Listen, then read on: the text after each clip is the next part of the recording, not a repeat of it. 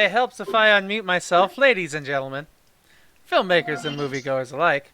Welcome to this week's episode of Really Casual, where suddenly Dev's microphone is picking up a lot more. But say hi, Dev. Well, hi. I'm trying to set up so I see chat easier. Ah, yes. Seeing chat is important.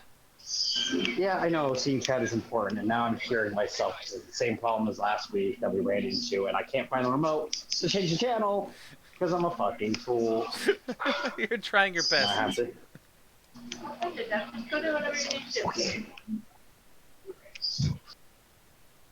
Are we good? Yes. Okay. Now that your fans are on higher, I can hear everything in the background when you talk. Yes.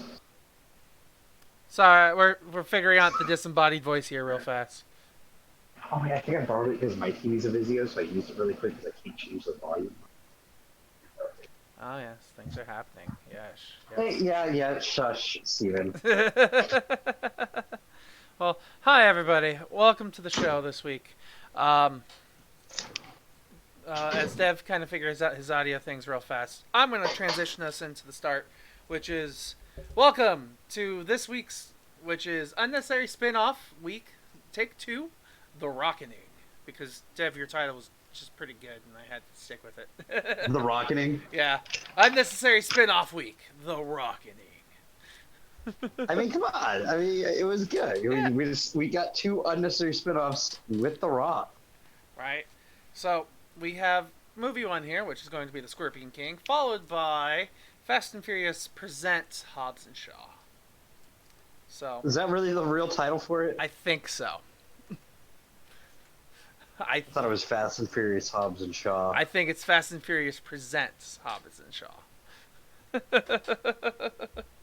Whatever it is. Well, I can't wait to talk about it. Either way, yeah. So, before we hop into the fun movie, let's talk about The Scorpion King. So, anything you want to say or do before we start talking about The Scorpion King here, Dev? Not yet, no. Alright. So let's, I guess, hop on in here and start talking about The Scorpion King. So, this is you can easily tell this is an early Rock film. Well, it's an early 2000s film. Also true. Right? Mm-hmm.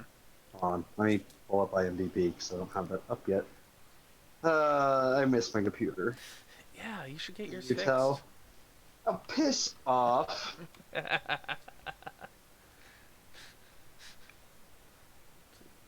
Yeah, 2002. That was right. Yes, 2002. So yeah, this movie came out in 2002. It is ultimately the story of how the Scorpion King from The Mummy became the Scorpion King. Yes. And that is all it is. yes. There's nothing else about it. And I would say that it wasn't the best movie. But I will counter that with, it wasn't the worst movie. You're not wrong. It definitely barely kept my attention throughout the whole thing. It was It was very much a product of its time. and is that a good thing in this case? I'd say no. Well, upon reflection, no. This I don't really like this movie, I'll be honest. Like, sure, I could watch it because it has The Rock in it, Dwayne The Rock Johnson, and he's funny at times, but even the charm that he adds doesn't really work in this film. He's definitely honed his character more for on screen in the past Yes. 17 years. Because this feels like early Dwayne The Rock Johnson when he's trying to be taken seriously as a film actor. Nowadays, it's like, he's not necessarily taken seriously, but he's a very successful film actor. He's taken seriously as the sense that he's like Viagra for any franchise he goes into. Mm-hmm. For any film. Like, he's in a film, the film makes money. It's what it does. Yeah. Yeah, because he's America's sweetheart. At least the new one. I mean, why not? He's Dwayne the Rock Johnson. But at the time too, it was still during his wrestling career, I think, right? At Um, 2002, I don't know. I can double check though. I want to say 2002 he was still wrestling. Um, if my memory serves correctly, because I think he stopped around like 2005, 2006, maybe 2007. Um, can't remember 100%. Uh, let's see. I'm still I mean, looking, he but still keep makes going. appearances, but this was definitely and the other thing. Let's be honest. If you look through the rest of the Scorpion Kings, they're all very much a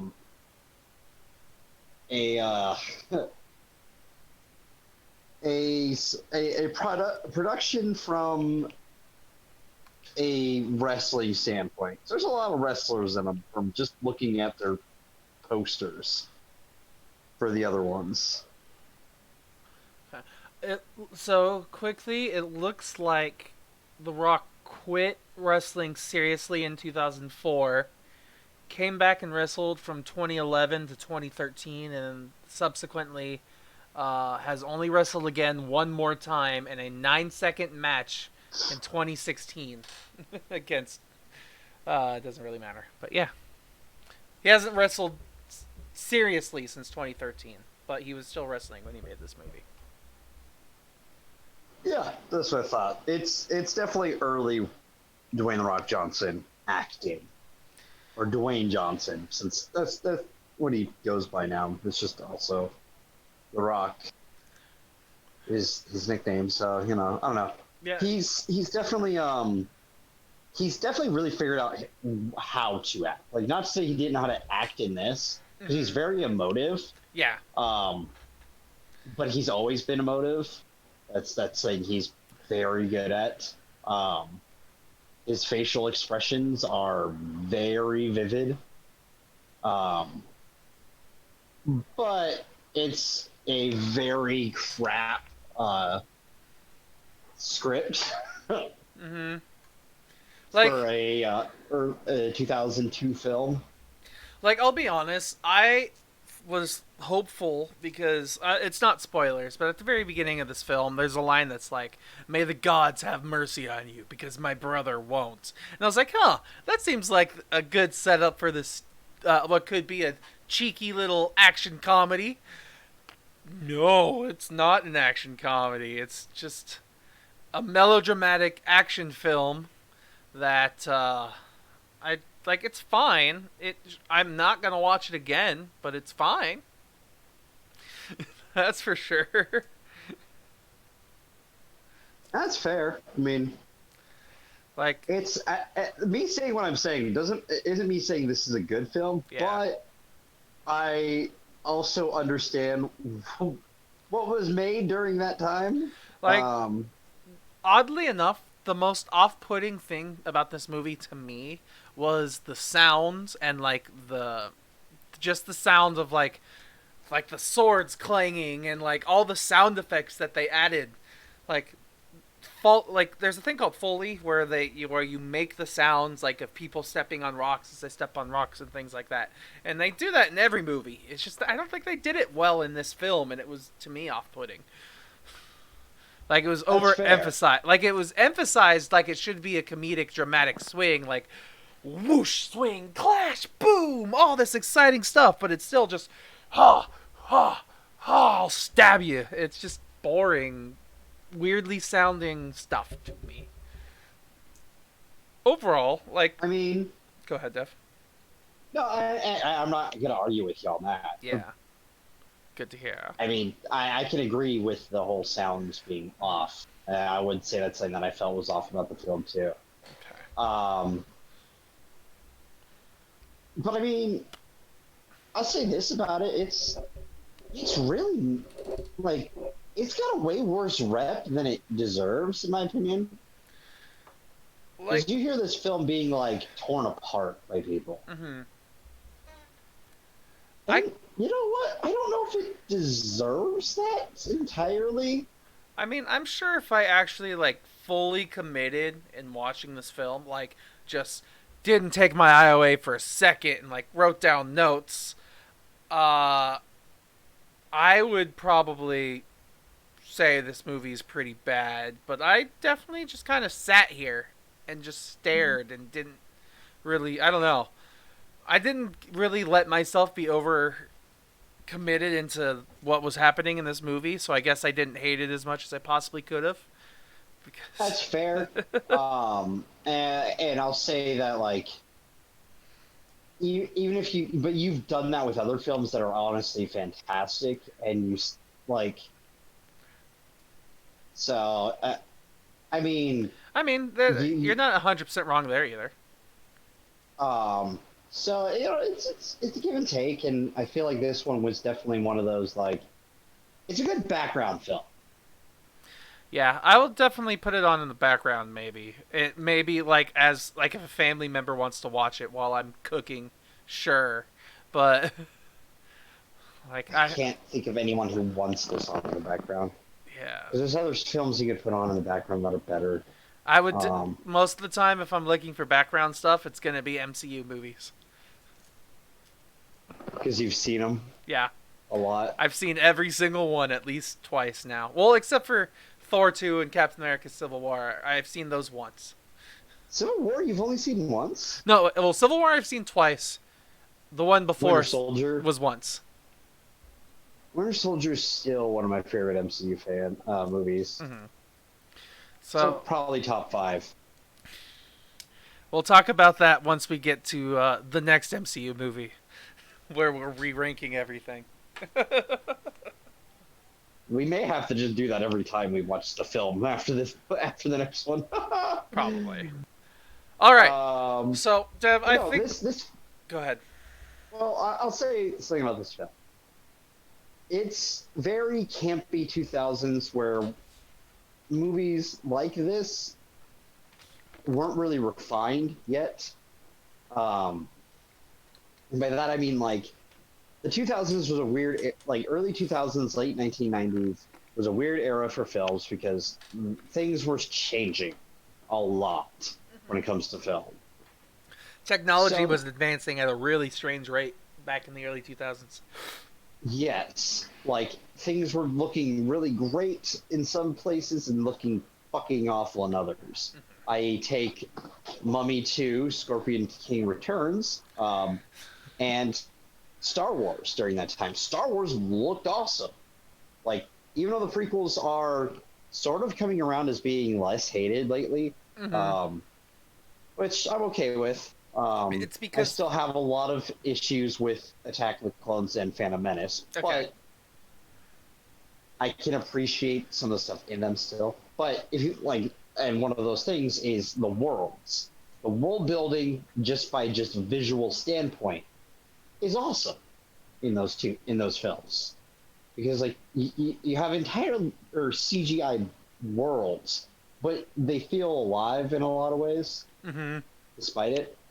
And then you look at The Rock's Mummy movie that he was in for a brief moment, and it's that terrible PS2 graphics.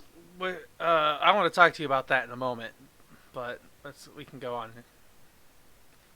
So it's in a weird era where plot wasn't the most relevant thing at the time. So a movie that didn't use a ton of graphics just didn't quite know what to do with itself as much. So it's definitely, like, I feel like if this film was done today, it would have been done better. Oh, definitely. Maybe. I mean, at least we can. Maybe we saw them try to reboot The Mummy, and that didn't work out. So, do you think they could? That's because they went for franchise, not for good film. They went for the Dark Universe franchise. And we know what happens with franchisees and franchises. Okay. Well, is there anything else you want to say before I ask us to start rating? No. Okay. Because I think we've essentially covered everything we have to say about this movie. It's overall okay, I guess. So, It's eh. So yes. So Dev, if I were to give you say like 10 popcorn kernels, how many of those would you give to the Scorpion King? Eh. It'd be probably like 4.5 area, maybe a 5. But and that maybe is like a rough maybe. I You was know what I mean? yes. Okay. Because Like it's a 4.5 that if just a couple things were better would probably be a 5. oh, you irritate me sometimes because we have completely different mindsets on this movie, but I would say this is a 4.5. This is an awful movie that's not below average for most films, and a 5 is an average, so like it's not terrible. It could be even worse. It's not 2 out of the 3 anime films we've watched. Exactly. Well, 2 out of 4, because I kind of lead as anime.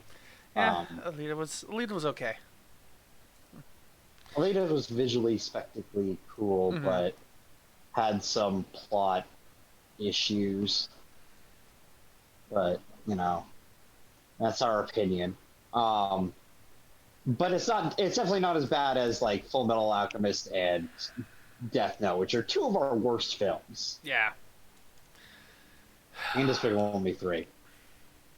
We'll watch a sequel to one of those at some point. What? Like Oh god! If it gets a sequel, Steven, I'm gonna be upset. yeah, I could see Death Note 2 happening. Because how many people have gone back just to watch it because of how bad it is? It's like Sharknado now. No. God, no. All right, let's move on. Wow, we don't even have to average that one out. Cool. Yeah, no, it's just a 4.5, basically. So I let's. still need to go back and go through them all. I really don't want to. Be there with you, bud. Well, something happened to this screen. It didn't save What properly. I can't see it, so... Yeah, movie 2, Hobbs and Shaw, happens to be missing the texture overlay. So, it looks wrong. Does the spoilers have it? Spoilers is fine. Okay, movie 2 looks wrong, but that's fine. Ugh. I'm just not going to look at it. I'm going to minimize it. Let everyone else deal with it. Okay. Alright. So, Dev, let's talk about Fast and Furious presents Hobbs and Shaw. Woo-wee! What a film. Yes. I am very conflicted when it comes to this movie, internally, because... man, does this movie have no point in existing. However, what a film. Alright. It does. It's, in my opinion, it's if Mission Impossible and Fast and Furious had a baby. Yeah, like, I was sitting there in the theater when this movie started rolling at first, and I was like, okay, Fast and Furious, spin-off, so it's still going to be about racing and cars and stuff. And I wouldn't say... like, there's some driving scenes, but it's not about cars. Not like the other movies. There's some good car scenes. There are some good car scenes. There are a lot of really interesting, really good action scenes in this movie. This is... oh, yeah, dude. yeah, like, this is very well made when it comes to, like, the imagery and the comedy. But when it comes to, like, plot and writing otherwise, like, outside of, like... the long jokes that they build up, it's pretty meh. The plot is very much a here's the end of the world trope. Fix it. Yeah, it's... oh, by the way, it's a Mission Impossible film. yeah. Because it's Mission... you want to know what story it is? Which one? It's Mission Impossible 3. Sort of. The programmable virus. It's sort of Mission Impossible 3. Yeah. Like, Jesus, this movie was hilarious at times, stupid at others, but at all points, I couldn't look away. Like, it's definitely... Go ahead. It's cool outweighed stupid. Let's be Exactly. honest. The rule of cool, dude. It's so ridiculous at times. Like, literally, there's a line in here where Idris Elba calls himself the Black Superman. But if I'm being honest, all three of those men were Superman at all points in this film, and it was hilarious. You know what? I fucking love it too because, like, you know the last Jason Statham film we did, right? Wasn't I think I can't remember off the top of my head. Which one was it? It was The Meg. That's right. Where he This wasn't punches that a February? shark in the eye. Where he pretty much punches a shark in the eye with a knife. And so, like, god damn it, they do some over the top shit, and I love it because it's Jason Statham who can't, in my opinion, at this point, can't do any wrong in film, and Dwayne the Rock Johnson who can't do anything wrong in film, and Idris Elba who even when the film is bad, he's still good, and he just gets to go ham in this one. Oh yeah, like, man, like him as a bad guy is fucking awesome. Idris Elba is definitely what I would consider. We actually learned this term last week thanks to Once Upon a Time in Hollywood. Idris Elba is a great heavy, a heavy hitter, Yes. something that is the opponent that comes in and they like change everything about what's supposed to be going on, and that's genuinely, yes, Idris Elba does that in this film. He is both like intimidating, yet also like fun to be around at times when he's doing his badass action shit. Oh yeah. Especially like and it's so cool. his technically car scenes, his action chase scenes were pretty damn great. Oh my god, dude! I want that. I want that thing. I do too. That's how do. We're getting close to it. Right? We're getting close to that kind of technology, though. Maybe not to that extreme, but maybe 20 more it years. was so cool. Yes. So, we have a really cool villain who does super good things. We have a pretty hilarious movie with awesome action scenes. Obviously, Dwayne The Rock Johnson and Jason Statham genuinely sell whatever's happening between them. But I do have a question I want to pose to you. Sure. Do you think these two actually had good on-screen chemistry together? And I only ask that because they don't really, like, the whole time to me, they seemed like they were fighting to be the star of the movie. Which makes sense, because they're fighting to be in charge of what's going on in the film.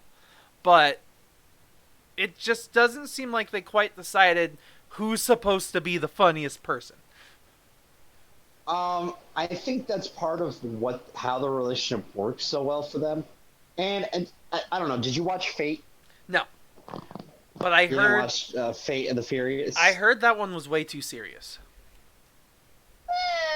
But yeah, I'll be honest. It's not that serious. I just watched it this morning. Okay, let me reframe that. I heard it tries to take itself way too serious. I would still say no. Okay. It's got its serious overtones of some of the stuff that happens, but it's still a Fast and the Furious movie. You know what I mean?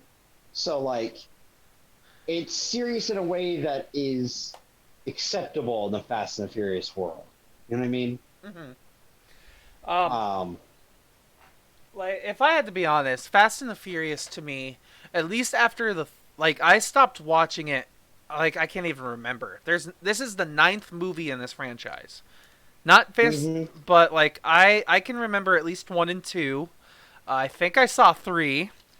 And Tokyo Drift? I saw Tokyo Drift.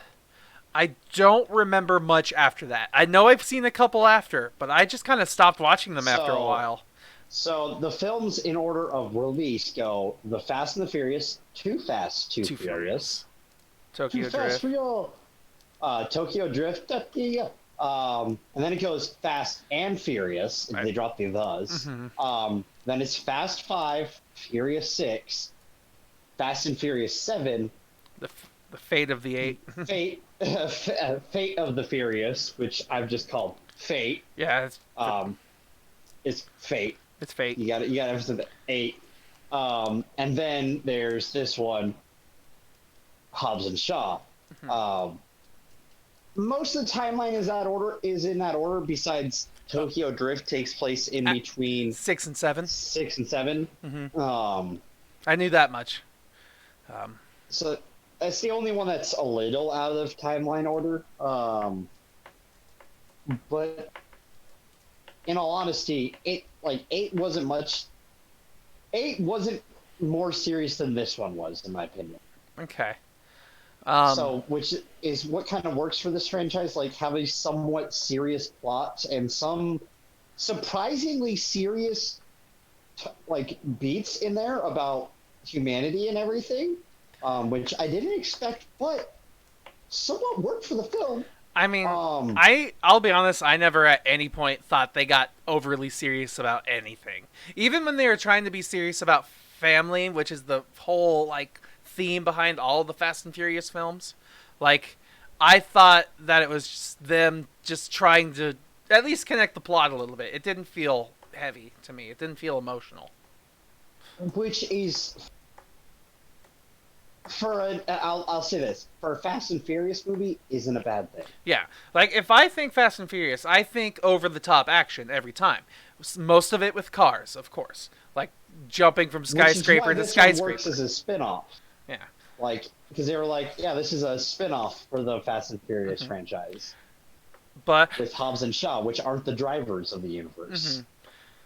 But ultimately, so fun fact, actually. Did you know, because of this movie, Vin Diesel and Dwayne Johnson aren't talking anymore?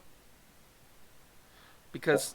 This movie? Yeah, because what was supposed to happen is Fast and Furious is supposed to be Vin Diesel's franchise. It used to belong to his production company. Then when The Rock started getting into it, he petitioned to make Fast and Furious Hobbs and Shaw using his own production company. And he essentially took Fast and Furious from Vin Diesel. Alright, Vin needs to get his panties out of a bundle because this isn't a Fast and Furious movie. I mean, it is, but it isn't. It's very loosely connected to Fast and Furious, but it is connected still. It's extremely loosely connected in the fact that there's only 3 characters who have shown up in another Fast and Furious movie. 3. And then they do a whole bunch of other, at least connecting themes, and, they have to do some of the same talking points where they talk about some of the stuff that happened in other films. Explain backstories, too. Sort of. So. Yeah, I think he's overreacting because, if anything, this is just helping the next Fast and Furious movie that comes out. If there is a next one. Oh, so... Okay, there's got to be a next one. Yeah. So Chasing is saying... There's an underlining theme still. Okay. So Chasing is saying that, knowing that Jason Statham does most of his own stunts, how badass do you think he was in this? He had some really badass fucking, movement scenes. Parkour-ish scenes. I don't 100% remember... Oh, but go ahead, sorry. Well, I was saying it shows a lot of his actual skills of being able to move around a place and just kick ass kind of thing. So they show that off pretty well. I don't 100% remember. I've heard a couple things about Jason Statham. One of them was he started his career as a stand-up comedian. So that's one. Another thing I heard is Jason Statham used to be a dancer, a real life, a gymnast, I think it was. The dancer thing. The gymnast dancer, I believe. Yeah. So it's some of those. He's just... These two just are good, and putting them in the same film in this scenario it's just stupid fun. It's just stupid fun, and I fucking love it. I'm sorry, we've had so many fucking duds from franchises this last, 2-3 months that, any franchise that wasn't Marvel has been just... And then all the films that we try to watch that are unique to themselves have been... pretty much. Mm-hmm. You know what I mean? Like we movies the last bit. If it wasn't Marvel and us, it has like for us, in our personal opinions, have been kind of. It's been a weak summer. Yes. Yeah. To say the least, it's been a weak year. Yeah. So. Like when I. Sorry, go ahead. Go ahead. No, you Okay. go first. Yeah. When I think about this movie, because I kind of want to wrap us up this conversation and then move into spoilers so we can talk about that. Because I feel like we're rambling and repeating ourselves at this point. But when I think of this movie, I try to rate it. I try to judge it based off of certain things. Like, what I want in a movie is like developed characters, deep plot, all this blah blah blah blah blah blah blah stuff. And does this movie have this? Not completely. Not 100% no. What this movie does have is a genuinely good, fun action movie. Like, if I treat this as just like an action movie, which is how I will treat it when I rate it, it's going to get a high rating because its whole purpose is to just be ridiculously fun and to entertain. So, well, yeah, it's a popcorn flick, and it's, in all honesty, in the lineup of films we've watched, we've needed a popcorn flick. Like, that wasn't. I love the MCU, and we know I love the MCU, but we needed a popcorn flick that wasn't MCU. Mm-hmm. Like, this year. My only major complaints about this movie is the runtime, which it makes sense to me because, as far as I know, once again, this was done with Tencent production company. So this is meant to be marketed out in China and in these foreign countries, foreign markets, and they like longer runtime films. So like this is a longer runtime action film. So I would probably at least cut off half an hour. This is a 2 hour and 20-minute long film. Make it at least under 2 hours. And I think it would have been fine. But that being said, it doesn't do as well in other markets. Yeah. If it's not like the 2 hour mark is kind of like, I'll be honest, the 2 hour mark is kind of the new staple. Like it used to be an hour and a half, but because international box offices have been, like for American films, have been so important lately. Yeah. That 2 hour mark has become more important to hit. So, and it means you don't have to leave as much in the cutting room floor. Yeah. Which means lower editing costs, which means more money. Mm-hmm. Which, fun fact, by the way, the first cut of Once Upon a Time in Hollywood was actually 4 hours and 20 minutes long. Like, never mind. I'm not surprised. Yeah, never mind the like weed reference there, but like. Legitimately, it was almost a 4.5 hour long movie when they first trimmed it up. And they're like, all right, how do we make it an hour and a half long?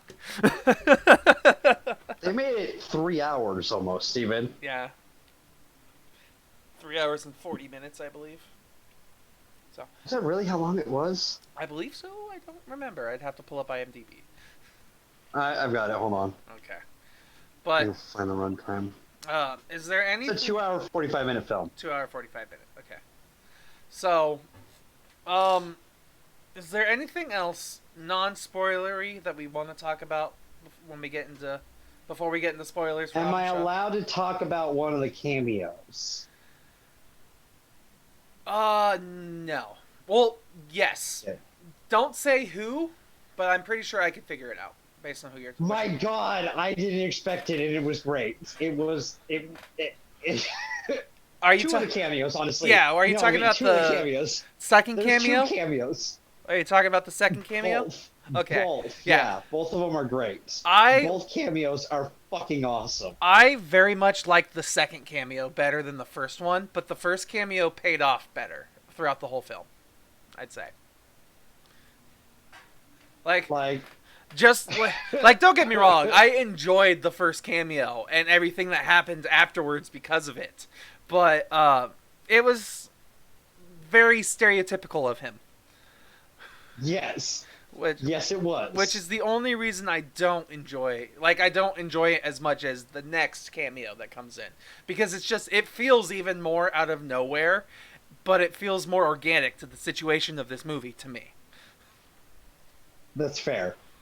So, Yeah, no, it was silly as fuck, and I loved it. especially when we get to And let's be honest, like like our main three cast members of like our hero cast, Vanessa Kirby as well. yeah, I was about to say we haven't talked about fucking her. Awesome. Yeah, Holy shit, dude! She fucking killed it in this film. I kind of wish that instead of her being cast as the sister, but don't get me wrong, like, she absolutely nails this film.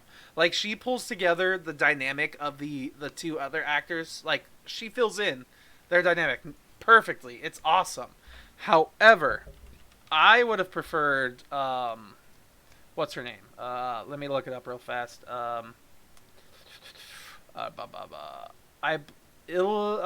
Rebecca Ferguson as her, the person who plays the MI6 agent in Mission Impossible, the one that Tom Cruise's character Ethan Hunt falls in love with after. See, only that would be too. That can I counter you with why I don't want that? The only reason I want that is so we could have this weird extended universe fun. You can already do that. I know. One of who Vanessa Kirby plays in MI6.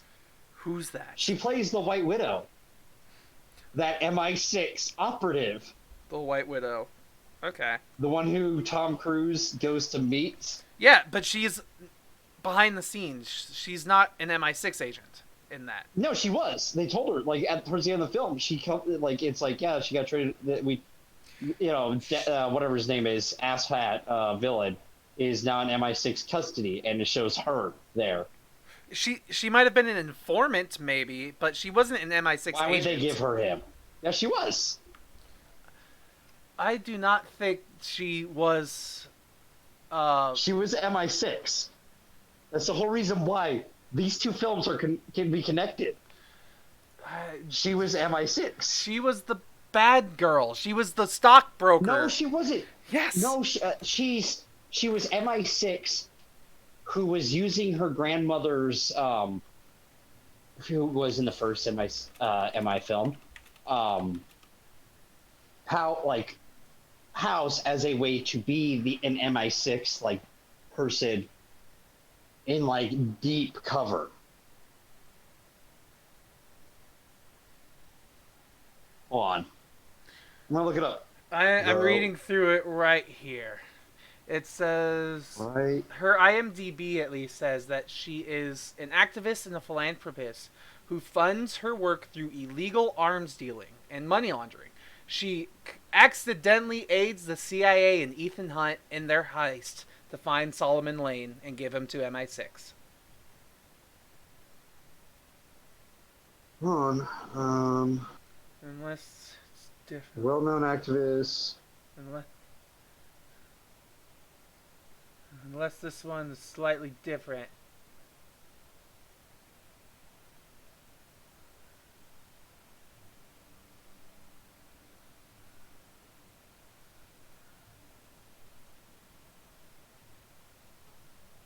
The CIA employs her as a broker to return Lane to the MI6 to face justice. She could still technically be MI6. You know, they could change the plot. Sure.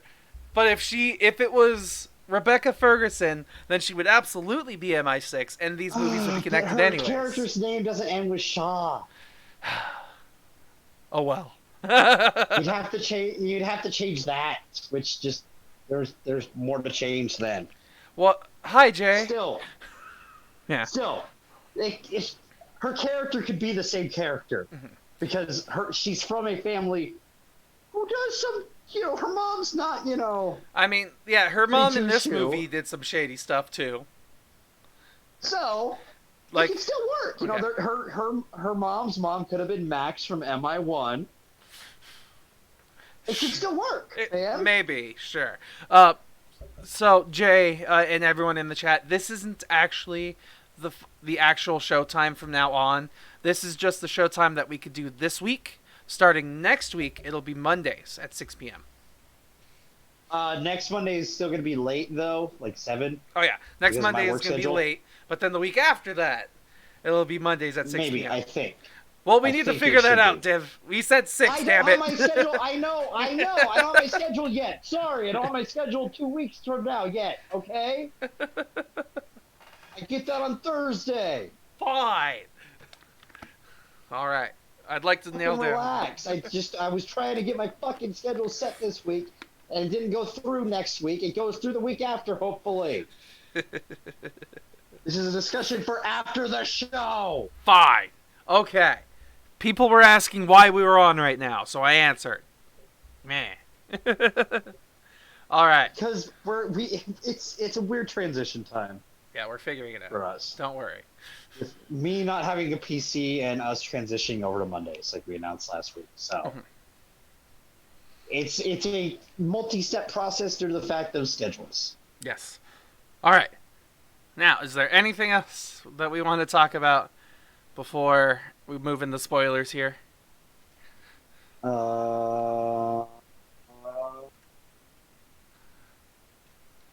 I don't think I have anything else to add. Okay. In that case, I guess. Hey, if we move on to spoilers, we can actually start talking about all the cool stuff. I mean, can I say one thing before then? I mean, that's why I asked you. Yeah.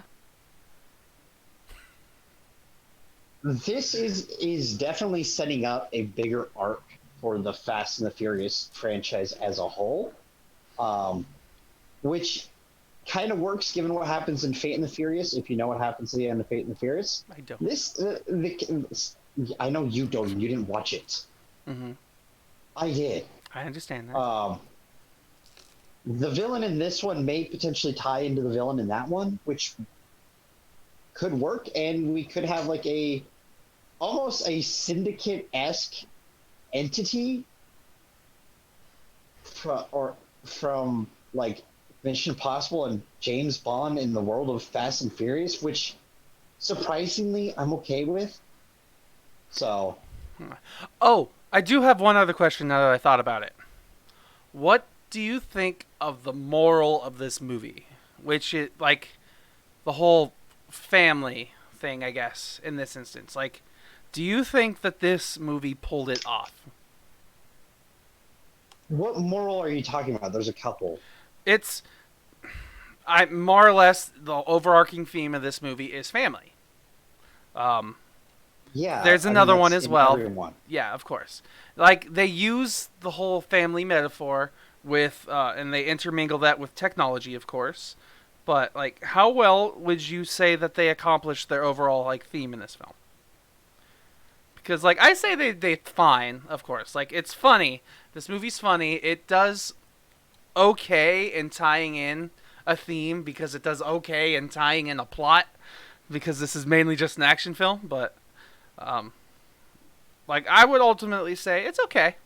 I liked what they did, but, you know, it could be better, like always. I think it was cool that they went for a deeper plot than you would expect from something from this franchise. Mm-hmm. And they don't do a bad job of it. I think they pull it off well enough. So. Okay. All right. Sweet. Review time, I think. Or rating time. That one. Words. Yeah, I gave you your 10 fucking popcorns. Rate it. Fine. Someone's bitter. Jeez. Fuck. God. You fucking started yelling at Okay, so I would ultimately have to say, like I said earlier, if I have to choose between grading this as a film or grading this as a fun action movie, I'll grade it as a fun action movie because it definitely does what it's supposed to do. It's fun, it's funny, it's ridiculous for sure at times, 100% ridiculous. So I would give this movie an 8.5. Holy shit. Like I said, I'm rating it like it's just a fun action film. A fun action movie. Not like... If I were to rate this like I rate every single other movie hatefully like I do, I would probably give it 6.5. But I'm gonna give it an 8.5, leniency wise, because it's honestly like it's not a bad movie. It really isn't. It's funny. It's fun. It's like it's not a film, but it's a good movie. I didn't expect that because you've honestly put it higher than my rating. Really I was going to give it an 8. nice. Like, don't get me wrong. Like, I fight often how I will rate these films. Like, if you ask me another day, and I might rate it just as a 6.5, but you've got me on a good day today. All right. Well then.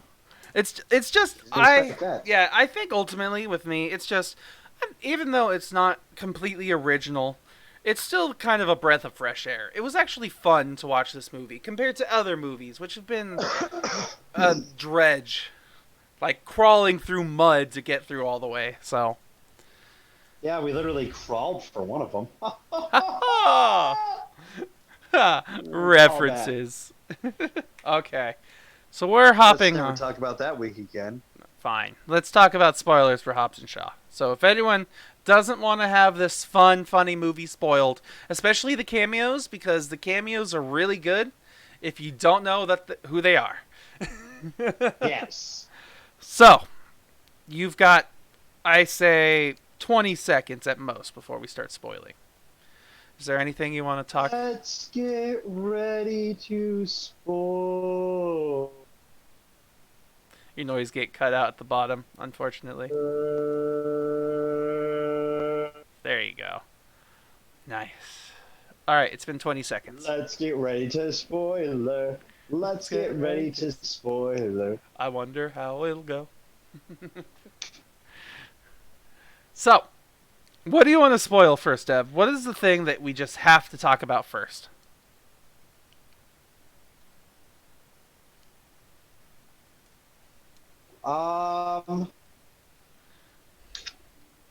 There's so many things.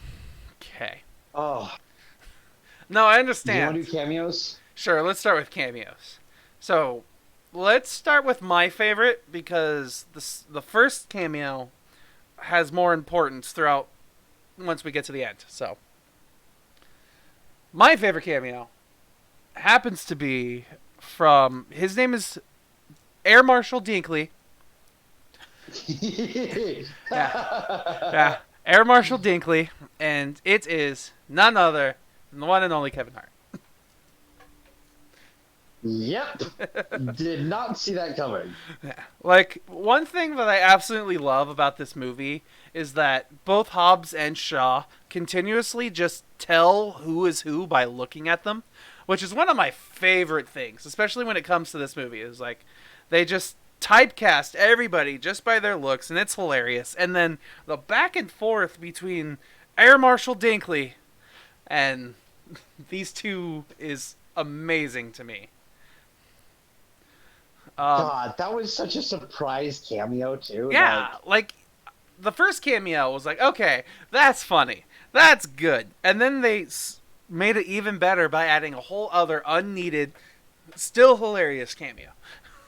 Oh yeah, no, like having Kevin Hart just show up in a film and just like it was one of those moments like, ha, him and Dwayne are friends. Ha. Yeah. Oh God. Yeah. Sorry, something started playing over here. But yeah, they definitely have been in movies together, and they've definitely done some funny stuff. And I'm glad that they're friends, because getting them back in on this for his cameo in here was hilarious. And I thought, I'll be honest though, the fact that he can then, the fact that he can then later manage to get them a private jet that lands on the lawn of this fucking mansion, that's a good friend to have. That wasn't him. No, he called in the plane, is what he said. He called in the plane from Moscow to Samoa. Either way. Samoa.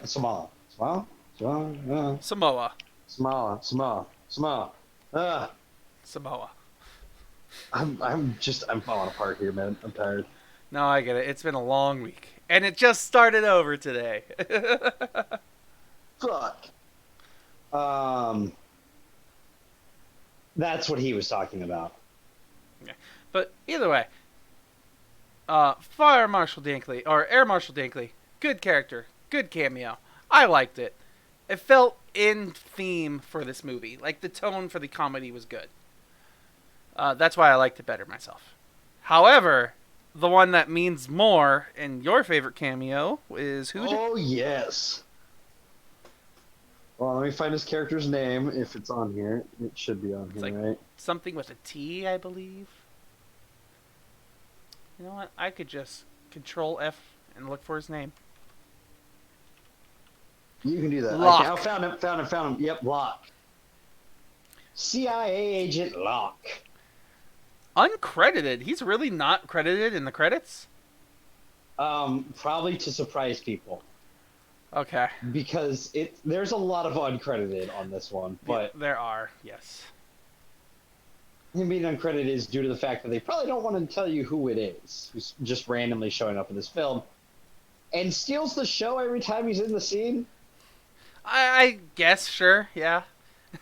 It depends if it depends. Fucking Ryan Reynolds. But yeah, that's definitely Ryan Reynolds.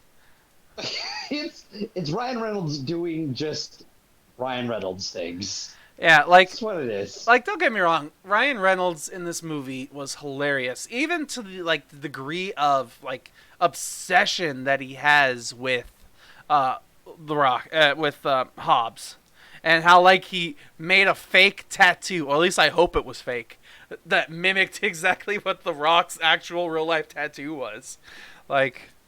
That was hilarious to me. Oh no, it was great.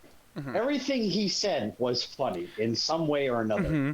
Oh yeah, she stabbed a guy with a brick. Who? You either have to be who could do that? Mm-hmm. Yeah, who can do? You either have to be really strong, or the person has to have no bones. Yeah. My daughter is right here. I've seen worse. I've heard worse. Where? Game of Thrones. You're not going over to her house anymore. Which, holy shit, the Game of Thrones jokes. Sure, those are fine to me. Okay, no, I found them funny given the I feel those were filmed earlier, before the end actually happened. Actually, Actually, they talked about this. I read something about this. So they had a majority of the movie filmed already, and they had to do pickup shots for at least the end credit scenes. And then Ryan Reynolds decided, you know what's not being talked about much that I want to talk about? Game of Thrones. And it was literally about a week after the finale of Game of Thrones is when they re-recorded the end credit scenes and redid the bar scene. That's fucking great. Yeah. So because his reaction is so genuinely how everyone felt. Yeah, and no one wants to talk about it. Everyone wanted to talk about it. Mm-hmm. You couldn't not find someone talking about it. It was genuinely hilarious seeing Ryan Reynolds again. But my one problem with his cameo was it was too Deadpool. It wasn't quite the right kind of humor. I mean, it's still they're one and the same at this point. Yeah, let's be honest. I mean, yes, Deadpool and Ryan Reynolds are one and the same person, but I wish the humor was still the same. It was completely different feeling in those scenes whenever he was around. It was still funny. It just didn't quite gel for me. That's fair, but I also think Ryan Reynolds, as a cameo, shouldn't gel given some of the films he's done more recently. No, I get you. His character is unnerving in this film. Yeah. In all the right ways, in my opinion. Humor is Deadpool, yes. Which, don't get me wrong, it was hilarious. Especially the end credit scene when he stabs somebody with a brick. And, let's see. this virus is one that melts you from the outside. Yeah, the virus. So the snowflake virus melts your insides. Oh, that This reminds one me. melts your outsides, which is like taking a silk blanket off in a rainstorm. You could visualize Or a that, silk no shirt. problem. Yeah. A silk shirt off in a rainstorm. It's just awful. So, I that did remind me though. You brought up something. Do you think? Because I thought about this, and other reviewers have brought this up. Do you think that Snowflake was intentional? Did it mean anything? Like a virus entitled Snowflake meant to kill the weakest of humanity. Do you think that's There intentional? might have been a subtle little thing about it. Okay. But it's so subtle that it doesn't matter, kind of thing. Okay. Yeah, like, don't get me wrong. When I thought Snowflake, I was thinking things like, oh, like they're delicate little things, And I don't know. But I hear that a lot of people don't like that term, and it could be demeaning and Well, offensive. let's be honest. It's understandable given. Well, it's understandable given the current climate we live in. No, I get you. But I think that it also works in the sense that like they defeat this in the sense that like I know it sounds weird, but the snowflake virus. If we're gonna get, I don't want to say we're getting political for a second, but we're gonna. It has to be slightly political to talk about it in the sense that the snowflake virus, in my opinion, if they were calling it that, was like, hold on, climate in the sense of political climate, not general climate. Yeah. Though you have a point. The the snowflake virus would kill all the weakest, all the snowflakes. Yeah. So they beat that virus from happening. Which, if you want to take it politically, whatever. Mm-hmm.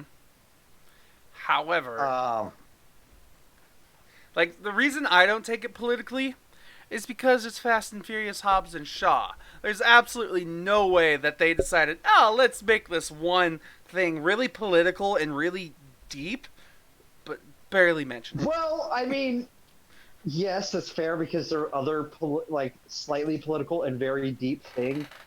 His is very heavy-handedly like slammed on the table, like with a lot because Idris Elba's villain, the company he works for's goal is to essentially eradicate the human population and only have people who have like been literally like cybernetically upgraded as the survivors for the evolution of humanity. Which holy shit. Like, don't get me wrong, I thought that was an interesting little thing, but I don't think that's deep by any, like, it's abstract way beyond it needs to be, for sure.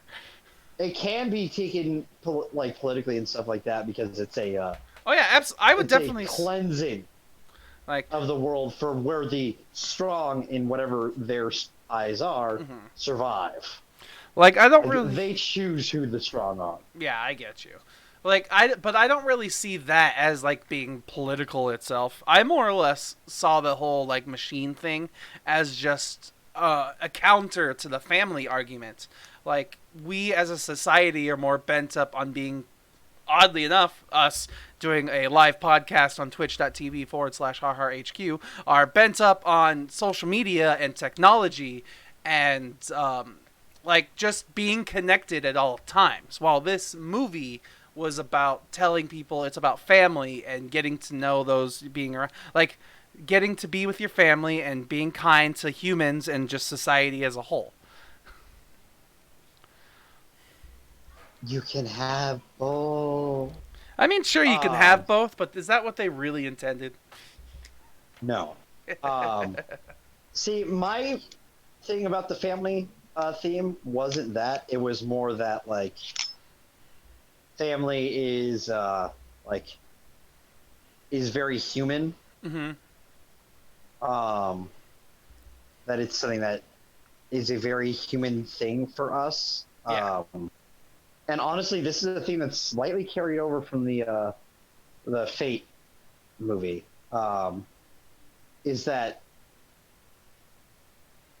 no matter how much you upgrade things or change things or try to like control things or like say that like hey yeah like this is a thing for the other one, but she's like the villain in that one, she's like, oh, though, family is just a thing that we've evolutionarily sort of come up with due to the fact that like when we have a child, it evolutionary instincts are to keep it alive, to keep the gene pool strong going forward, kind of thing. But that's not what family is. Mm-hmm. Family is the people. Family are the people you choose to be with. Yes. So it kind of carries on with that. Like you can upgrade yourself all you want, but at the end of the day, who do you have other than yourself? Then, Mm-hmm. if you don't have family, even if that family isn't blood, so that's what I thought. But I'm just a simpleton. Yeah, you're just a casual who watches these films. No, I get you though. Woo! Fast cars! Yeah, they're making a left turn. Oh shit! Now that was a little too much on my part. There was a really cool left turn in this film. There was some pretty cool left turns. There was one, I think it was a right turn, that I really enjoyed that sent Idris Elba through a bus. That was a right turn, yeah. That one was my favorite turn. I like the left turn that sent a biker into the side of a semi. Which, can we mention, like, the subtle... Okay, so, two things that I thought were stupid that they played on a little bit too much was the name jokes. Like, Michael Oxmall and Hugh Janus. Like, those were okay, but I thought they made those a little too heavy-handed. Like, clearly some people like them more than others. Tony Stank we laughed at Tony Stank. Can we not laugh at these? Come on. I mean, we can laugh at these, sure, but God, aren't we above that? Steven, come on. Okay, it's this or Dark Phoenix. It's those kind of jokes in this kind of film, or we get more Dark Phoenixes. Your choice. What would you choose, huh? Yeah. I guess this one's fine. Not to be that guy, but our films as of late have not been the greatest. So I'm going to laugh at Mike Oxmall and Hugh Janus. Hugh Janus. Janus. Like, I'll be completely honest. Michael Oxmall went over my head for like the first second. And then the guy said it. Yeah, Michael Oxmall. Mike Oxmall? Yeah, what? I love seeing Dwayne's face process what was just said. I prefer Michael. Can't go by Michael. Yeah. No, so that was funny, but what was the point I was actually going to get to before I got sidetracked by all that?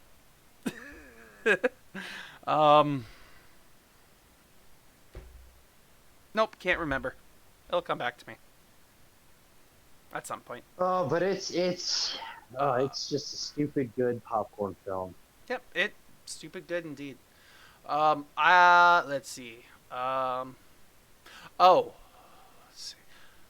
Do you have a favorite action moment? Like, was there any sequence that you're like, oh yeah? They were all good. They were all good. Like, To me, the two that I like the final fight. yeah, like the two that stuck out to me were like was when the giant smokestack came collapsing down.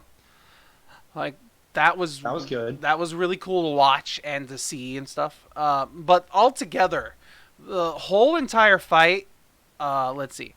I liked the build up to the fighting. I didn't like. There was one part in the middle of that whole 30 minutes of fighting that kind of slowed down, which makes sense. You kind of have to slow down a little bit at times to make the ending more emotional.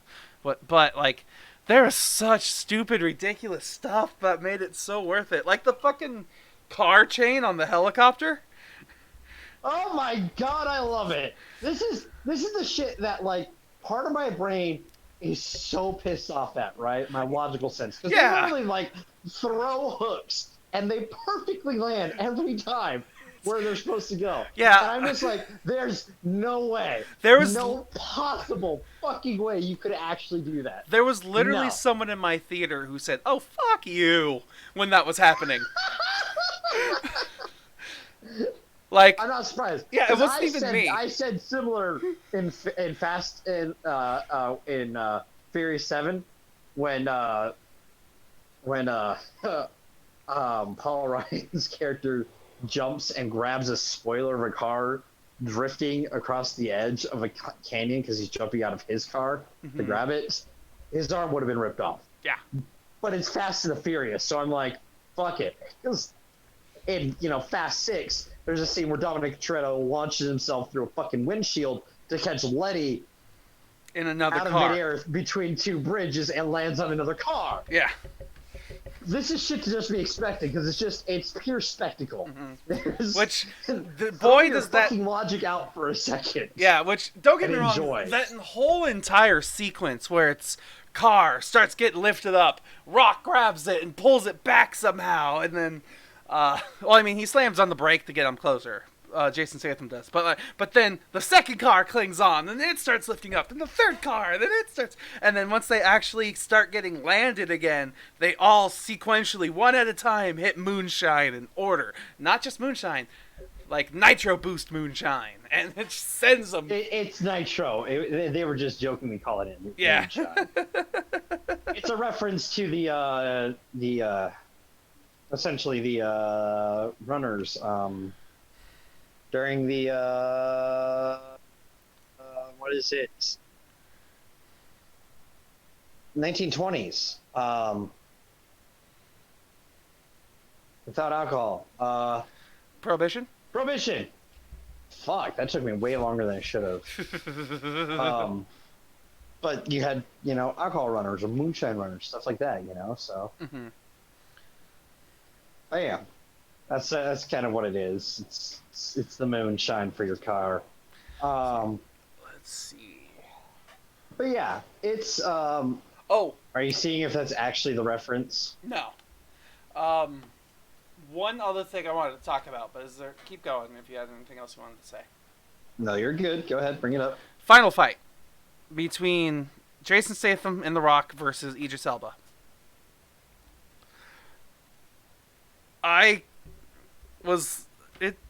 This was the part that really got me thinking. They're all fucking Superman. I don't give a damn because dude, I loved the fight so much. Like the best part to me. Like, I'll be honest, I don't know why, but I actually got chills when they said if we can do this. Like, it was the first time that they acknowledged that if they worked together, they could beat this guy. And I was like, oh, wow, that actually gave me chills for some reason, huh? And then together. Yeah. And then each scene afterwards where it's punch, and then fall, like, it's really cool looking, but it's like, both overplayed, but both really cool. It's like, it's shot really cool with the water. Yeah. Holy the slow motion shit. punches in the random rain that suddenly appears. Yeah. I mean, it's a waterfall, the I rain think. Start coming down. Well, no, it's starting to rain, and they, like, as they punch, like, it slows down, and you see, like, almost their facial outline. Yeah. And, like, the force from the punch from the water that's on their face flying through the air, hitting rain in the air, and it's just like, okay, this is really well shot. Holy shit! Yeah, which it Like, was definitely very well shot. Like, don't get me wrong, I thought the slow motion was a little much, but it looked cool. And that's fair. my only thing that really got me was like, you guys were struggling in the beginning of this movie when he punched you, and you'd sit on the ground for 30 seconds and then get back up. Now, you're all tired. You all just crashed from a helicopter. You're getting punched in the face in the rain, and you just keep going against this superhuman machine guy. What the hell? Don't get me wrong. Steven. The heroes have to win. It's a hero, but I was like, ah! But it was cool as fuck. It was- Especially when they started like overpowering him, and you just see like the eyes glitching out. Yeah, the technology that was actually. fucking cool. Yeah. It was very much, you know what? It was very much a Civil War scene. Surprisingly similar to that, the Winter Soldier Captain America versus Iron Man scene. So, I don't know, man. It was totally a fine movie. It was really funny. It was really fun. Just, Yeah, dude, it's a blast of a film. whew. So, is there anything else we should spoil, or is it time to hop into the news? Let's go into the news. All right. Do I actually remember which hotkey it was to go to the news? Nope, I'm just going to open it up. All right, we're in the news. I have some cool news that I really want to talk about. Ooh, nice. What's that? Has anyone ever heard of a small little cartoon series from back in the day called Batman the Animated Series? It's a little well known. It's You know, I haven't small heard time. about that one, Dev. Could you tell? I'm just kidding. Yeah. You want to know something that's really cool that's happening? What's that? So Kevin Conroy is arguably the best Batman, right? Most people can say that. Kevin Conroy, voice actor from Batman Okay, sure. Yeah. animated series / Justice League. He's arguably when you think of the voice of Batman, you think of him. I'm right? Batman. That's what I Yes, think. exactly. Yeah. He's the person you think of. Yes. So, CW is doing their Crisis on Infinite Earths as their big crossover this year, right? Where it's going to have all the things kind of happen. Kevin Conroy is playing old Bruce Wayne. Really? Cool. Yes. Right? That's I got pretty announced cool. today, and I saw it, and I'm like, holy shit, finally. Like, Kevin Conroy is going to play Batman. Like, for real. Batman. Like, live action Batman. And it's going to be an older Batman, but it's still Batman. Okay. And I can't wait. That's so fucking awesome. Of such like an acknowledgement of something, especially given that they've had Mark Hamill essentially for the Joker in another universe as well. So like, it's awesome.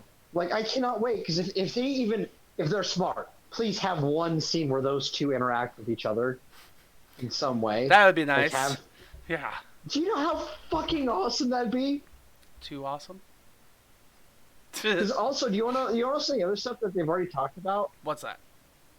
Like Brandon Routh, who played Superman in Superman Returns, and is the Atom in Arrow / Legends of Tomorrow.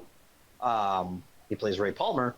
He's actually reprising his role as Superman as going to be one of the at least two Supermen in the film or in the show. Like, there's still a lot of rumors about who's all actually showing up, but like they're trying to bring in people from like any DC property into it to have them show up as a character from it, which is fucking awesome.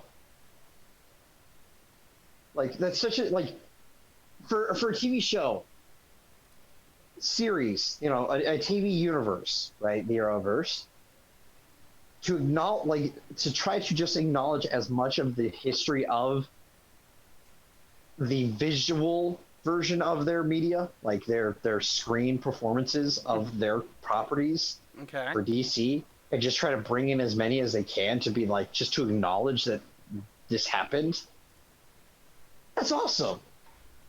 You know? Yeah, I get I you. don't know. It's just it's this is gonna be their end game. This is their end game. Because it's already talked about Arrow ends on this series on the Infinite Crisis is the end of the Arrow show, Okay. which is Yeah.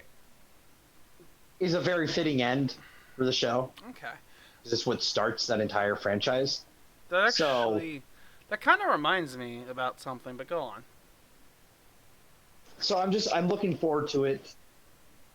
I need to catch up on all the other seasons because I'm like a couple seasons behind on some of the shows. So I just need to catch up and just watch it because I'm looking forward to it. Especially now that Kevin Conroy is going to be in it. And even if it's just like a small scene, fucking we have Batman, the Batman in it. You know? Yeah, I get you. The quintessential Batman being the live-action old Bruce Wayne. That sounds pretty damn cool. Yes. Right? So I have 2, maybe 3 things of news. Alrighty. Not nearly as cool as yours. That's for damn sure.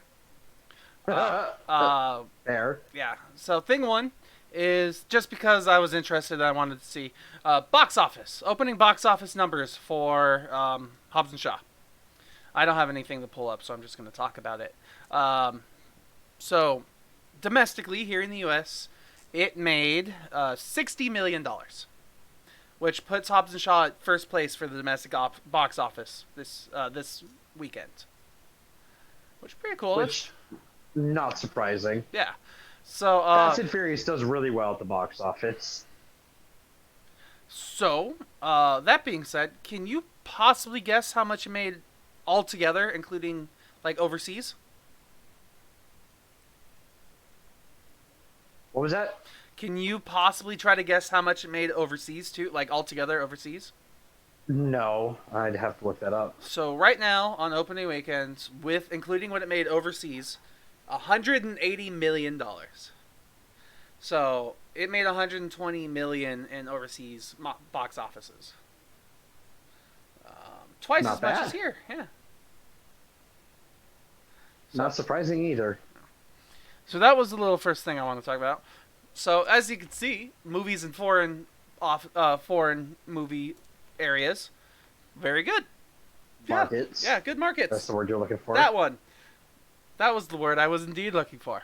So that was one bit of news I wanted to talk about. One bit of news that is kind of sad, and not quite a good thing, but I feel like it's something that should be talked about. Not too politically, of course, is the star of the TV show The Rookie, or one of the stars, I should say, an ABC cop television drama called The Rookie. Starring Nathan Fillion. Yes. One of the stars, named Afton Williamson, a female actress, has announced that she is quitting the show after she experienced sexual harassment and racial discrimination from the people in the hair and makeup department throughout the entire the entire last season of the show. Well, like I respect her standing up, but I'm pretty sure that show got canceled. Yeah. So That's possible. I mean, I don't know. Like not to No, I get you. like short her standing up, but more to say like I think that show's. I'm pretty sure that show's already canceled. I think so. I could be wrong. It very much could be. But yeah, that was one thing that was brought up. But yeah, that show's probably canceled because it wasn't very popular and it didn't get much attention to it. That's your possibility. The last thing, this one's something that I was interested in. I don't think it has really anything to do with movies at the moment, like movies and TV, but it could be interesting. So Fox, what's left of Fox and their television and movies and stuff, Since they don't own Fox Searchlight or 20th Century Fox anymore, they're just Fox Corporation, and they do Fox Sports and Fox News and all that stuff. Since yeah, they have now bought majority stake in a company called Credible Labs. And Credible Labs is an online loan organization marketplace where people can apply to get loans. And Fox News now owns it. Or at least majority of it. It's not surprising. I only bring this up because I wonder, they said it's $265 million is what they're throwing into getting majority stake of this company. So what was the Disney Fox deal worth? I'm going to look that up real fast. Billions? It could have been billions. It's billions. No, there's no way it's not billions. 7 point something billion. I saw that number really rapidly pop up somewhere. Yeah, that sounds about right. Okay. And yeah, Fox Loans Inc. Yeah. Fucking hell. Personal opinion, not really a fan of Fox. Of course. As, the Fox News stuff. So, strangely enough, buying a loan company sounds about right up their alley. Right? I like this both. It's based on what I know with recent environments of the U.S. news, this doesn't sound far-fetched. No! So, I just wanted to bring that up because Fox has been in the news. Because they are the news a lot lately. So I love chasing. Oh, what'd she say?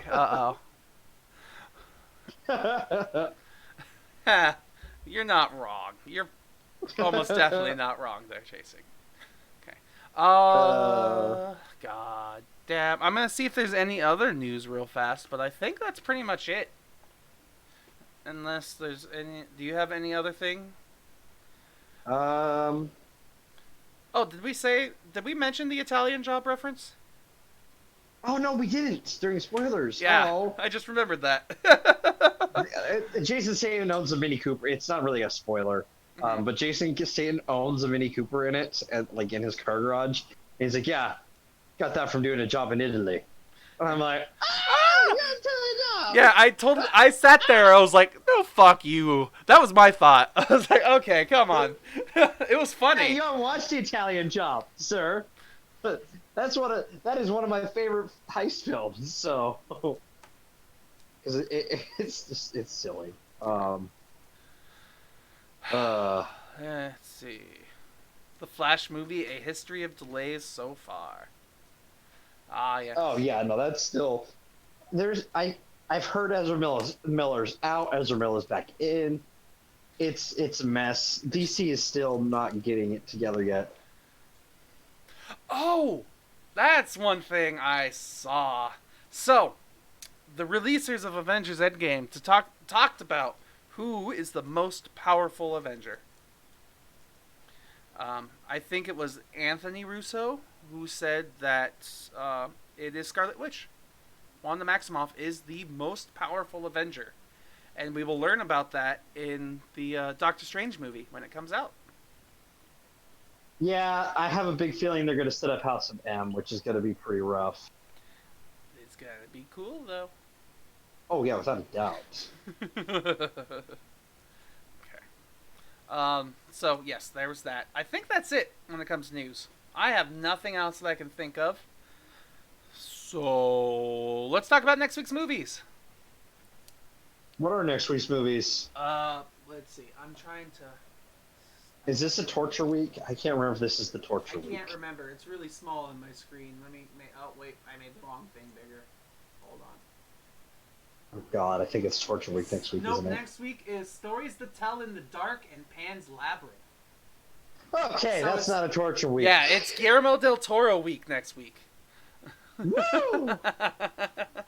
So, next week, I'm interested in that one.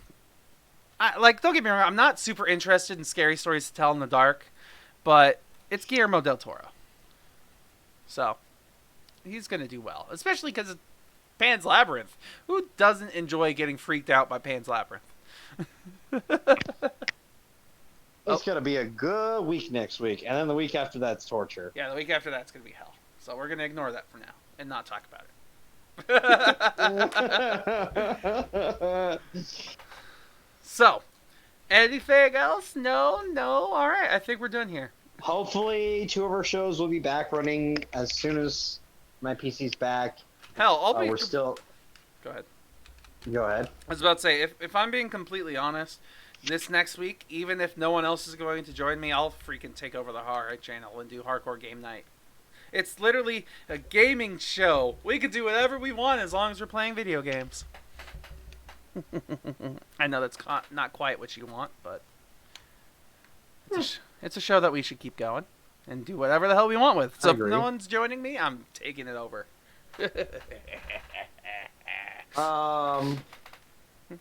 I hopefully will have my PC back this week. They're still figuring out what's wrong with it at the tech place. Everything that they've gone through, like, this should work. Mm-hmm. So, like, as far as I can tell, it wasn't my fault. So they're figuring that out for me. So, woo! Yay me. Yay you indeed.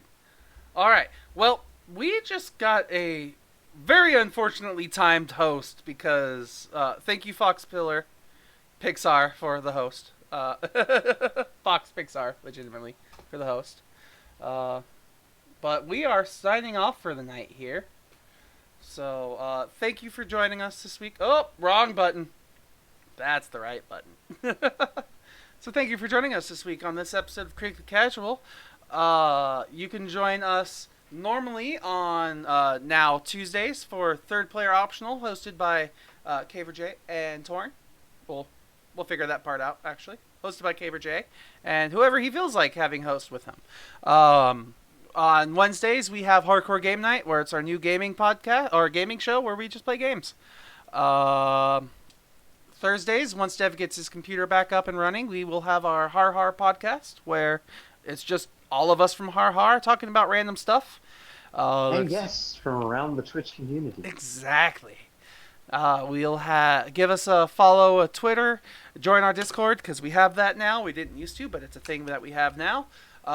Give us a like, comment, YouTube. Subscribe, and YouTube stuff. And also, reminder, the show is moving to Monday next week. It's going to be at 7 on next week's schedule, and hopefully the week after that it'll be 6 o'clock Mondays. Yes. So, potentially earlier, but we just need to work out that still. So, all right.